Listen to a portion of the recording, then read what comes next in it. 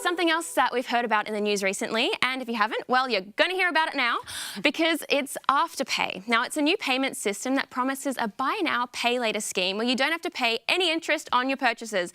Now, that sounds fantastic to me, but is it more sinister than it's made out to be? Now, Shona, I'm going to throw this one at you because you've got a bit of business experience behind you. What are your thoughts on this? Well, I didn't even know what Afterpay was until I started walking past some shops and seeing signs and thinking, what on earth is Afterpay? So I did a little bit of research on this, and I actually think it's a debt trap for most people because Australians and most people in the world cannot manage debt, and we're getting further and further into debt.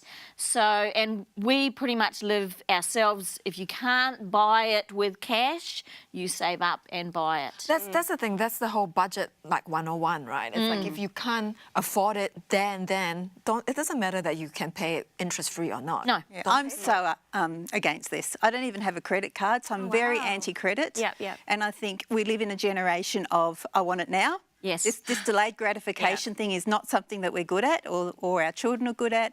And I really worry. People go into it saying, I'll pay it on time, I'll pay it on time. They don't, but, and they don't. But and then statistics show us that they don't pay their credit card on time. Apparently, so you have to pay once a week for 4 weeks to like pay off a whole amount of money. And if you're late, you get a $10 fee each time, and it can add up to like $7 after that. And then something like that. The company wouldn't exist if people were paying it on time. Well, that's the thing, right? The documentation says that most, I think something like 70% of the people are paying on time.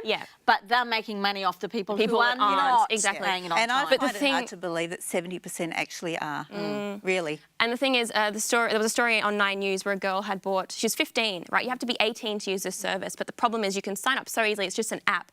She went in and bought a $350 handbag, and then she couldn't make the payments and her mum had to pay for it. Anyway, big story, but I think the issue is that we've talked about this before as well, that children just don't really understand how to save money. They don't really understand the concept of money. What do you think? I don't think it's just children, though. And look, and again, it's the same as the mobile phone thing. Monkey see, monkey do. And, you know, not to toot my horn, but my son is saving up to go to Europe in his gap year. He's halfway through it. He's managed to save enough money so that he can get a working visa and all the rest of it because he wants to do it. And I said, I'm not giving you any money.